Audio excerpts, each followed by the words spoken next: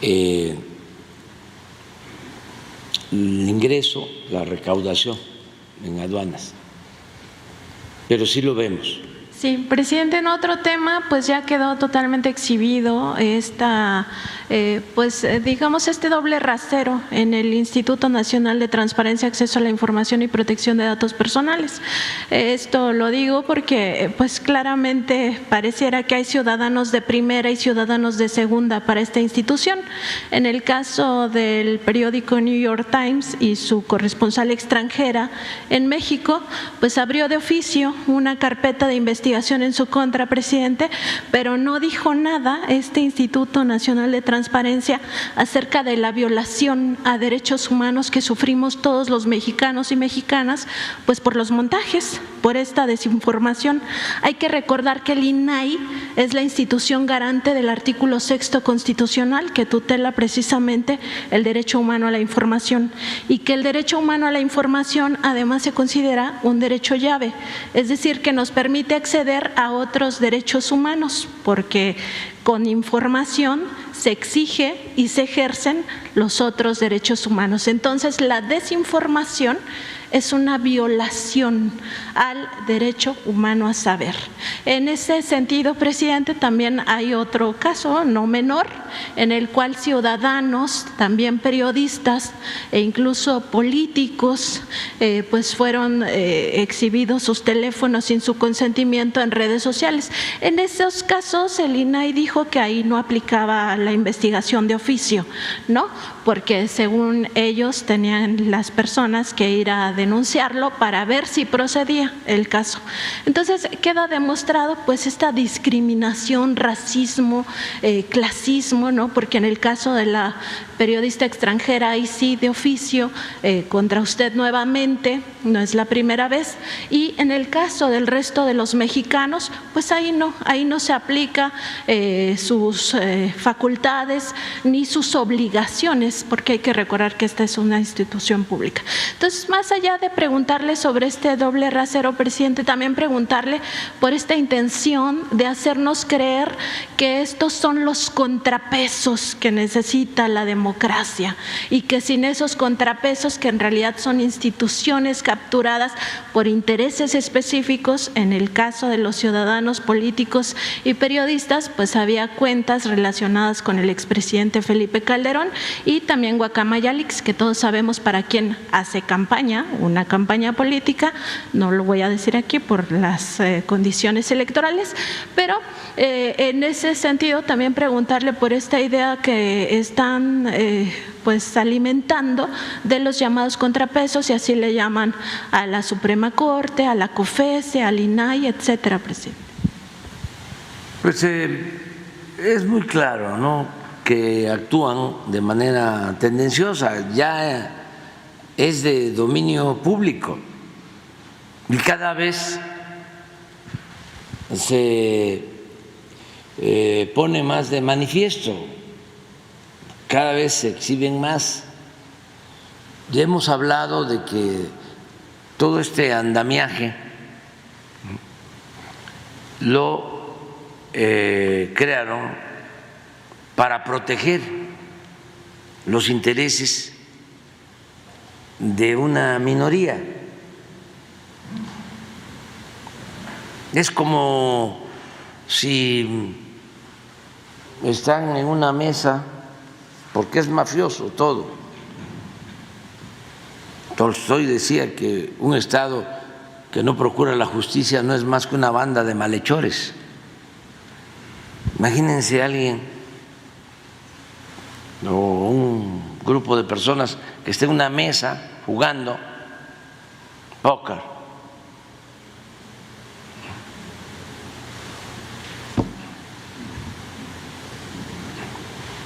capos, no solo del crimen organizado, sino de la delincuencia de cuello blanco. Y hay unos sicarios ahí.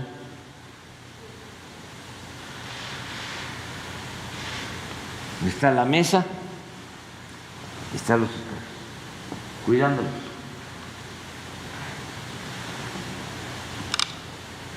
casi se puede percibir el mensaje: déjenlos trabajar. Pues así era, en sentido figurado. Vamos a blindarnos, vamos a crear una estructura para que podamos robar sin ningún problema, que nos dejen trabajar y que esa estructura nos proteja. Es un Estado mafioso.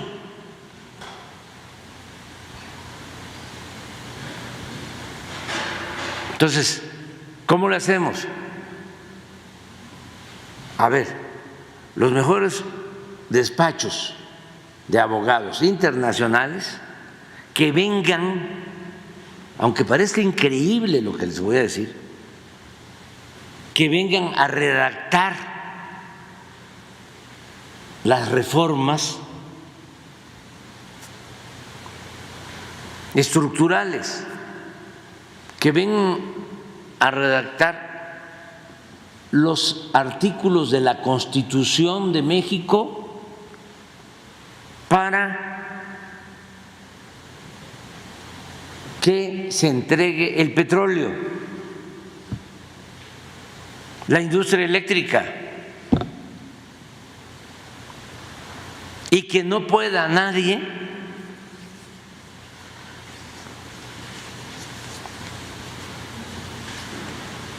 dar marcha atrás a esas reformas,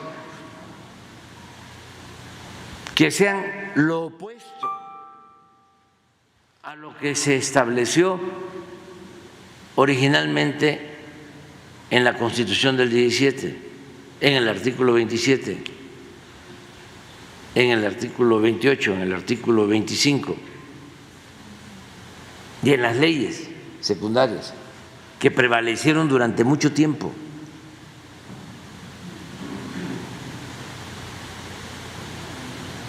Acuérdense que después de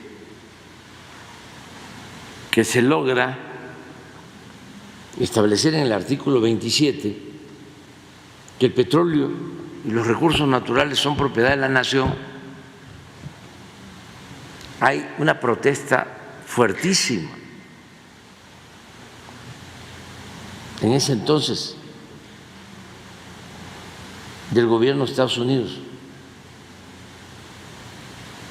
y de los ingleses, porque las compañías petroleras extranjeras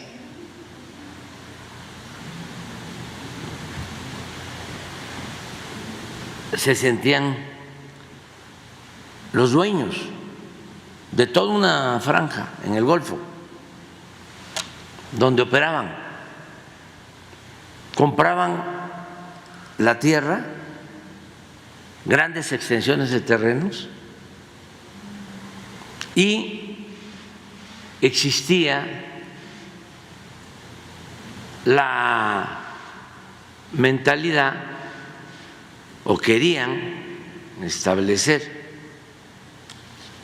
el principio o el criterio de que, como en Estados Unidos el dueño de la tierra era el dueño del subsuelo.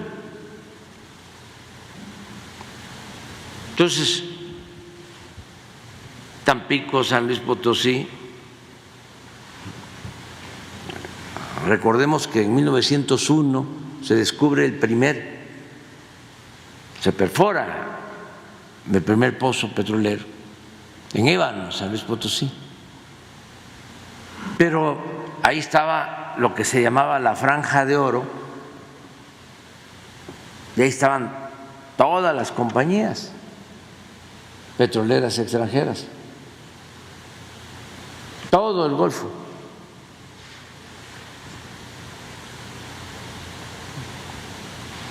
La parte de San Luis, Tamaulipas, Veracruz, Tabasco, Campeche.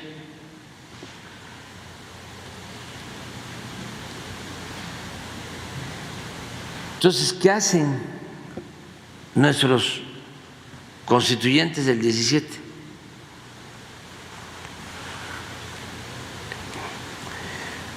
Apoyándose, y uno de los ideólogos de esta decisión fue Andrés Molina Enríquez,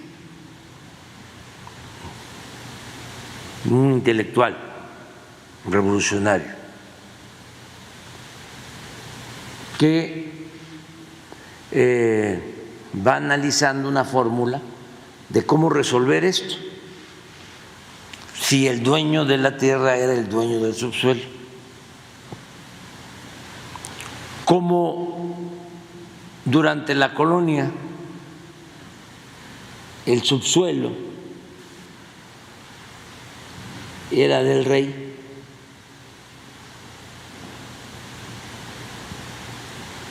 él, utilizando esta figura legal,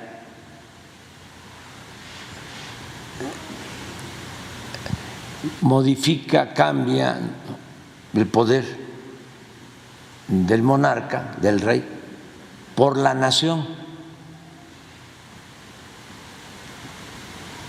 Y elaboran este nuevo criterio de que todo lo que hay en el subsuelo de México, el petróleo, todo, los minerales, son propiedad de la nación. Pero eso no estaba en las leyes. Son de las cosas muy buenas del presidente Carranza. Entonces, no se esperaban.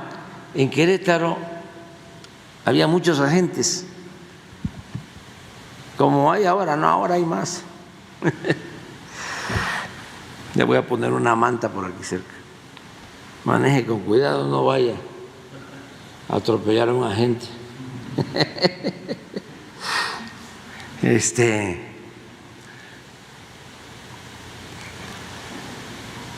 Estaban ahí en Querétaro y de repente, sin dar mucho tiempo, porque fue como en sigilo,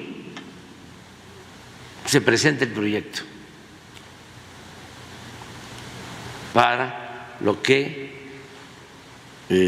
iba a ser el artículo 27, y ahí queda escrito de que el subsuelo es propiedad de la nación. Imagínense lo que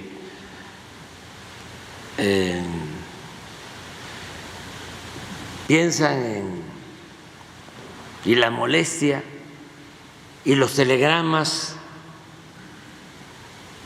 del gobierno de Estados Unidos hacia México. Pero ya había quedado aprobado.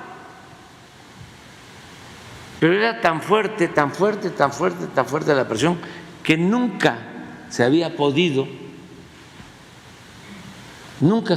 hacer la ley reglamentaria del 27.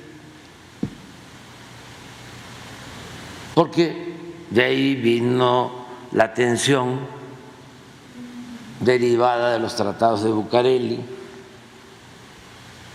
amenazas de invasiones, porque las empresas petroleras extranjeras tenían ejércitos, guardias blancas.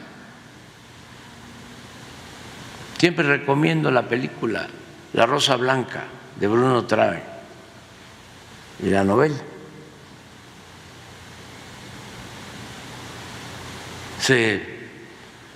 Le decía a un propietario de un terreno: ¿nos vendes o le compramos a la viuda?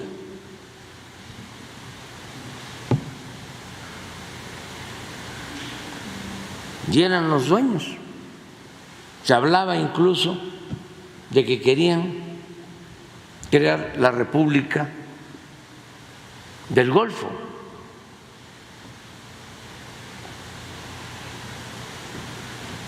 y constantemente la Armada estadounidense en el Golfo. Hay como 2 o 3, Pablo González primero, creo que después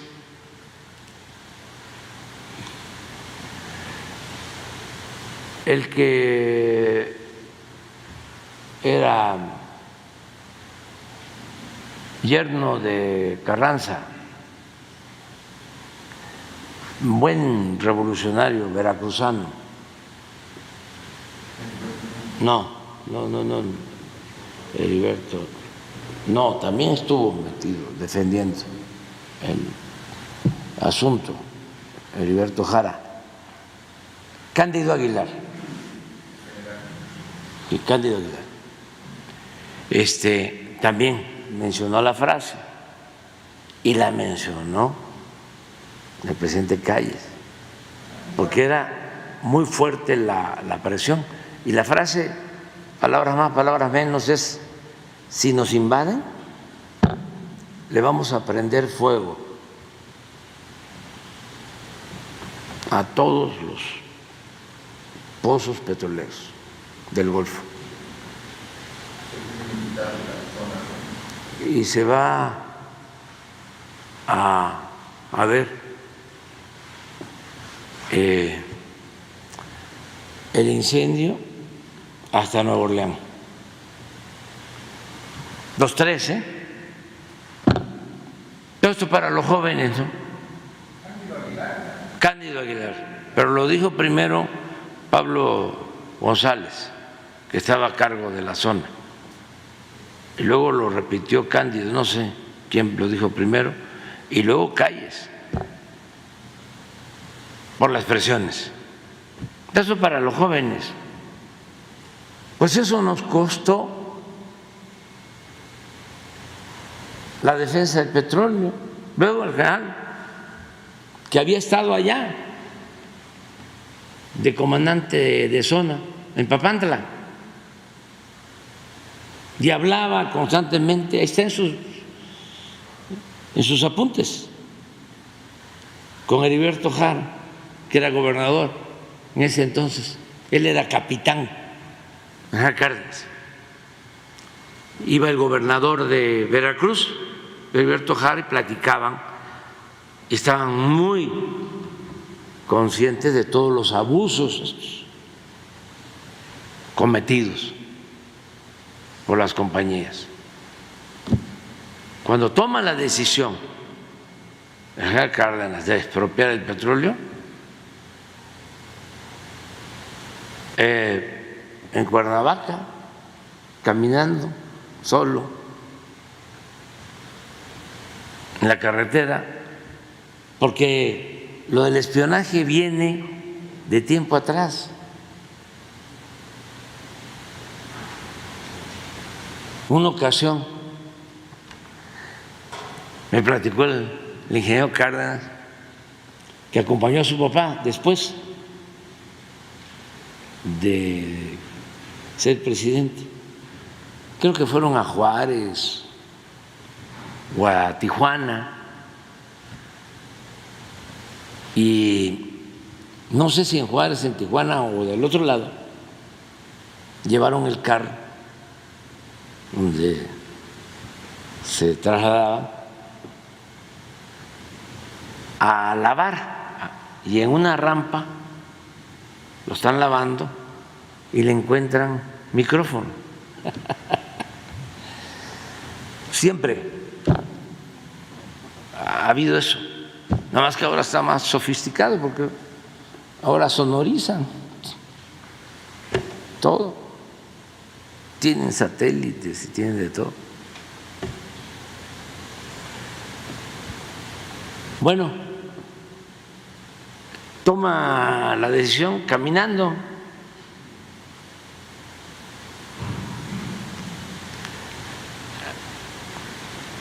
A mí me tocó tratar asuntos con Gutiérrez Barrios cuando estábamos en la oposición, me llamaba mucho la atención que tenía una fuente, porque se pensaba en aquel entonces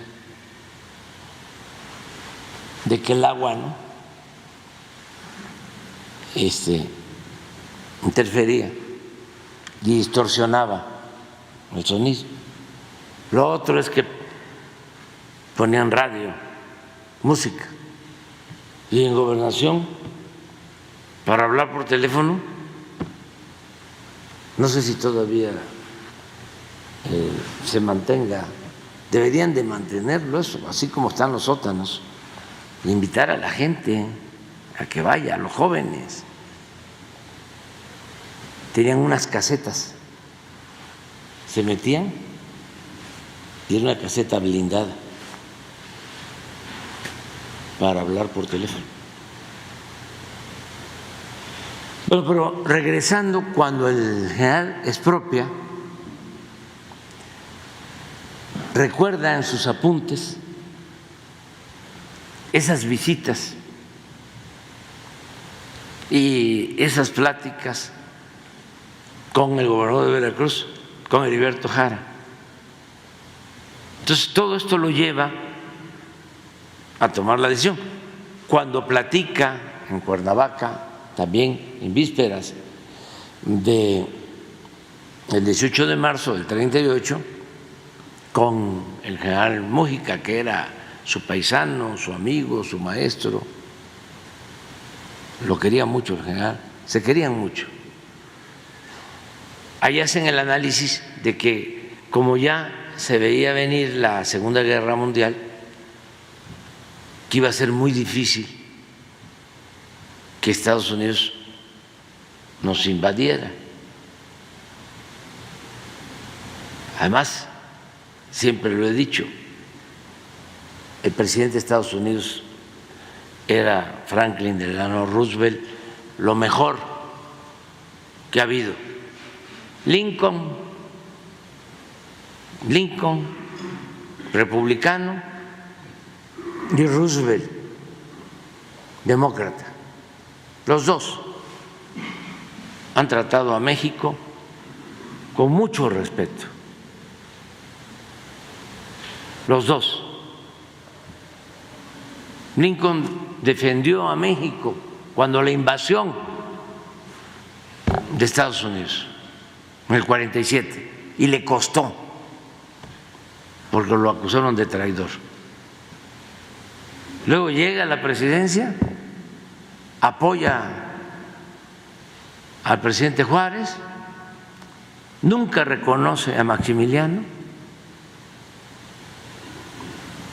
y permite que Juárez esté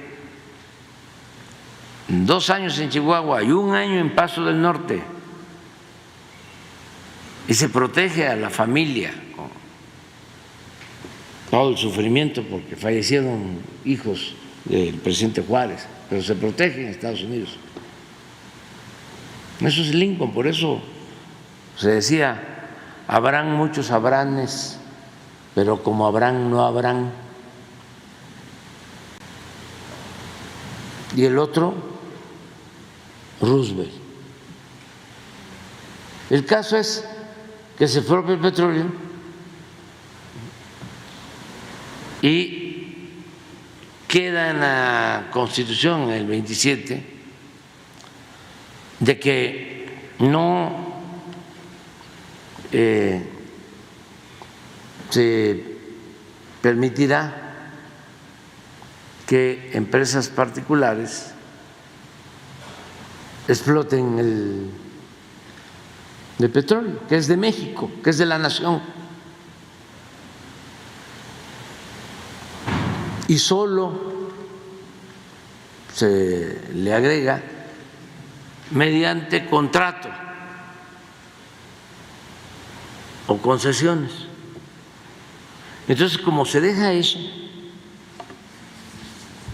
después del general Cárdenas, se dan unos contratos para la explotación de la franja del Golfo, los llamados contratos riesgo. que afortunadamente en el gobierno de Gustavo Díaz Ordaz, siendo director de Pemex, don Jesús Reyes Heroles, se cancelan y de suerte 2, 3 años después de cancelados los contratos, porque toda la franja estaba entregada por esos contratos, entonces se cancelan los contratos riesgo y poco después se descubre Cantarell, este gran yacimiento, y empiezan a explorar y a perforar Cantarell, y ese campo llegó a producir más de 2 millones de barriles diarios. Pero don Adolfo Ruiz Cortines modifica el 27 y le quita que no se van a dar concesiones. Y Adolfo López Mateos le quita el 27, le pone, creo que 12 palabras. Y queda el 27. No se entregarán en materia de petróleo ni concesiones ni contratos. Vienen estos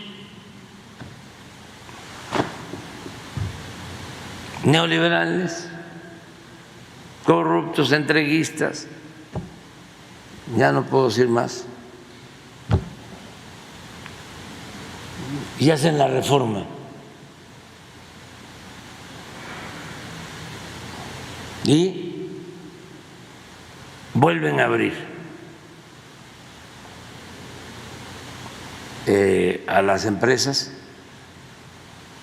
la explotación del petróleo y hacen lo mismo con la Comisión Federal de Electricidad, que hasta ahora estamos recuperando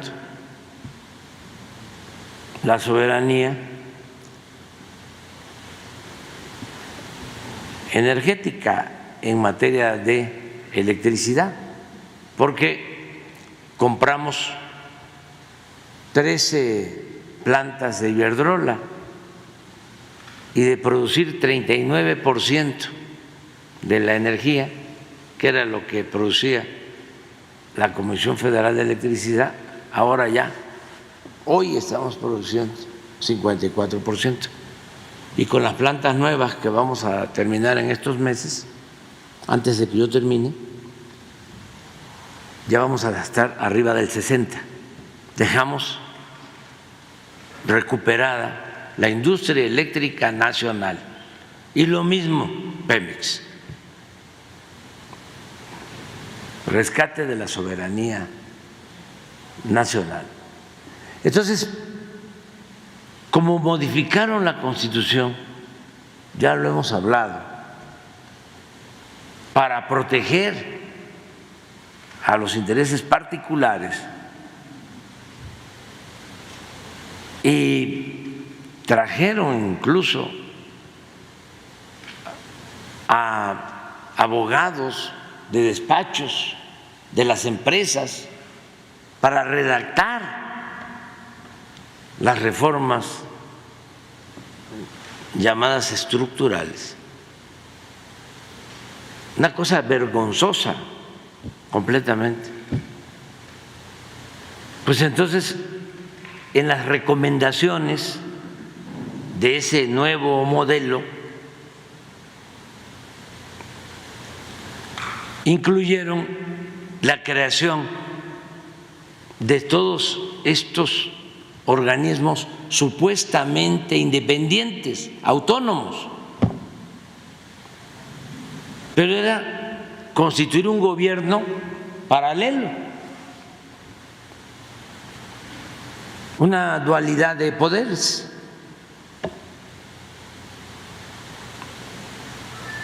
En las comunicaciones, en el petróleo, en la industria eléctrica,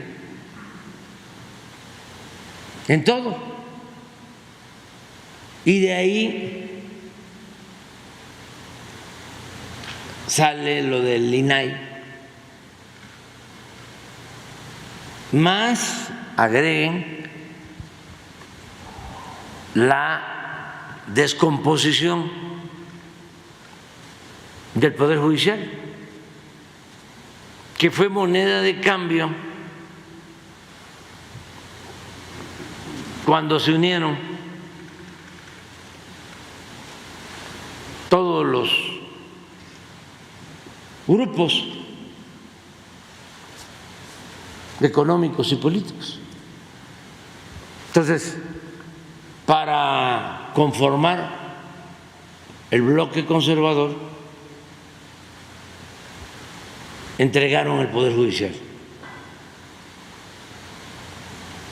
Pero no es nada más que los jueces, los magistrados, los ministros, ¿no?,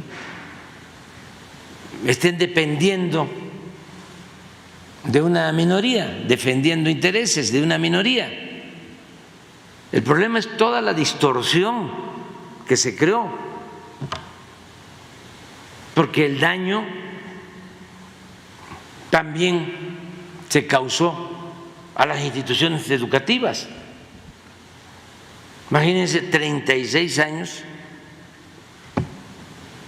con una concepción conservadora para legalizar, legitimar el fraude, el robo, el saqueo,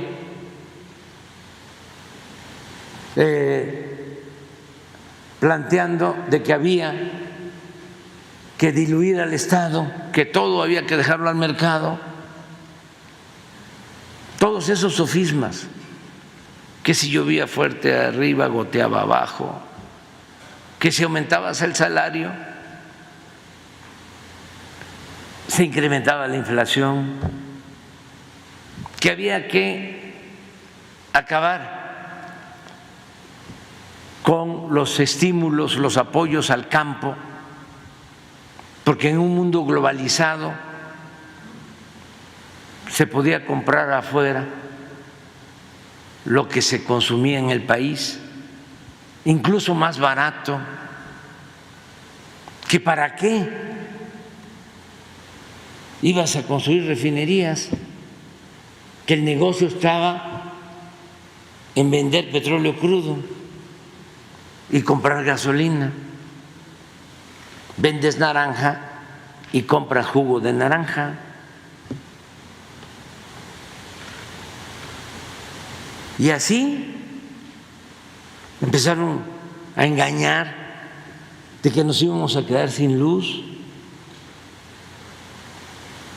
de que necesitábamos energías limpias, y no consideraban energía limpia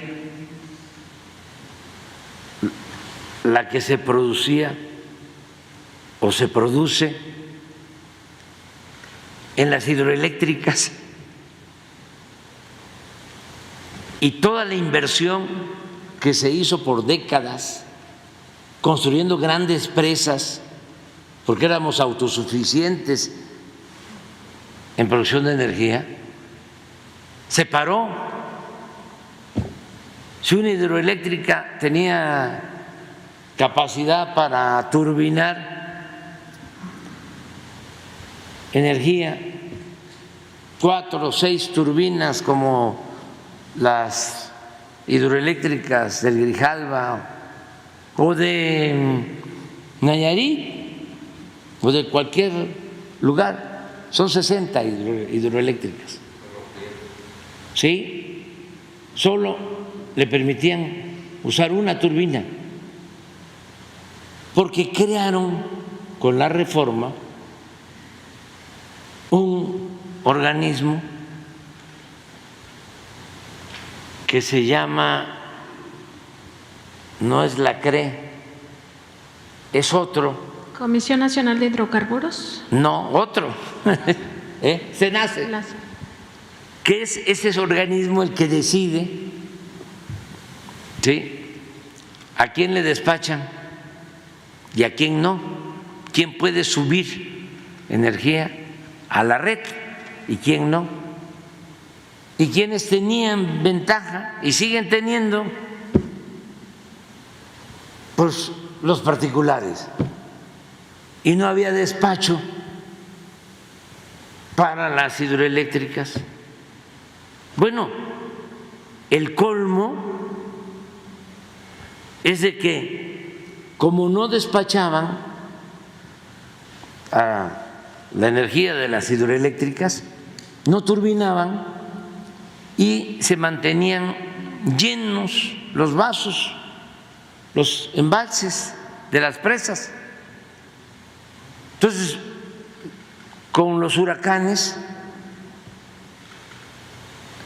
lo que llovía abajo en la planicie y lo que tenían que soltar de agua porque estaban llenas las presas, pues inundaban Tabasco.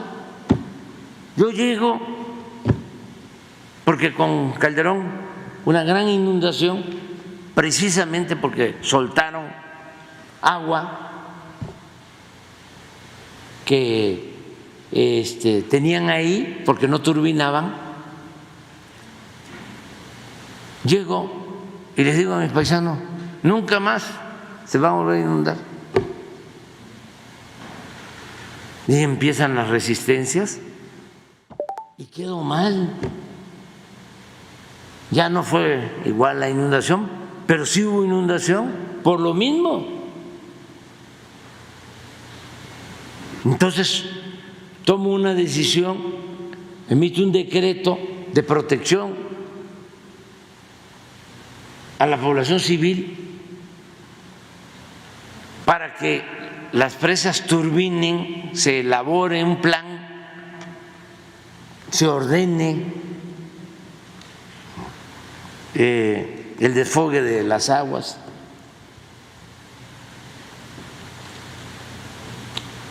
Y empiezan a turbinar más, se incrementa, lo puedo probar esto,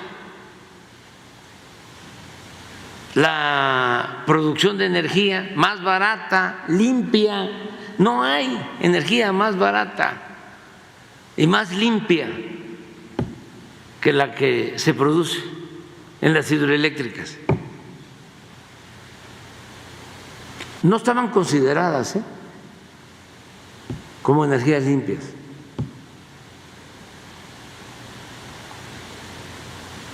Por el decreto empieza a incrementarse la producción y bajamos los niveles de las presas. Tardó 6 meses y una empresa extranjera, creo que italiana,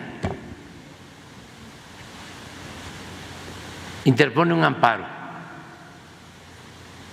y se lo otorgan los jueces nuestros y paran, desconocen mi decreto. Y de ahí viene que planteamos, porque ya era mucho, vamos entonces a reformar la ley eléctrica. Se presenta la reforma, se aprueba por los diputados, por los senadores, por el poder legislativo,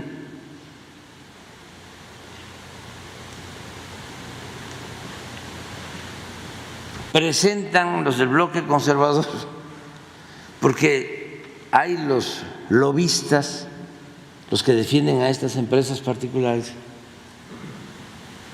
por lo mismo presentan un recurso de inconstitucionalidad en la Corte y 2 ministros cancelan la ley.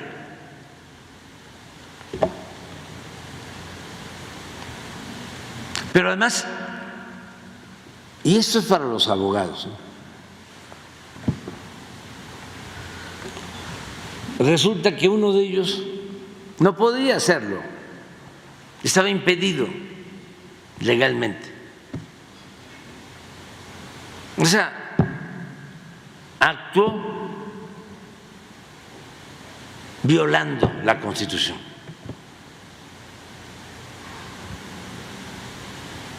Violando las leyes. O sea, cayó en la esfera del derecho penal. Puede ser juzgado, acusado. Me lo estaba planteando un abogado de la Comisión Federal de Electricidad. Pero como yo ya me volví escéptico,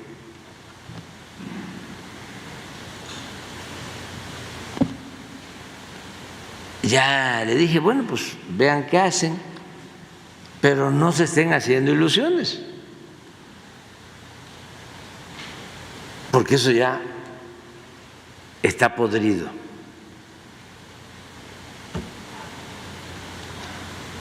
Ahora, con lo que sucedió lamentablemente con lo de la niña, no es un asunto, decía yo, solo de que defiendan los intereses de grupos y que no defiendan al pueblo. No, es un asunto más complejo que tiene que ver con la abogacía. Por eso no le queda lo de Suprema Corte de Justicia, porque no es de justicia, si acaso de derecho, y por lo general de chueco, pero justicia no, porque llegan hasta, en el mejor de los casos, hasta el derecho. Y ahí es donde empiezan, ¿no?, con las interpretaciones. Es que no hicieron bien la averiguación, no es el domicilio, no es la hora, no es el nombre de la persona, no esto, no lo otro, cosas de lo más aberrante. Y entonces se agarran de eso de manera leguleya para cometer sus fechorías. Entonces, ¿cómo resolvemos esto? Pues solo con democracia, más democracia, método democrático. Pero yo creo que esto sí lo puedo decir, ¿no? Nada más, hasta ahí me quedo. Presidente, y justo en este tema del Instituto Nacional de Transparencia, pues decir que es cabeza de este sistema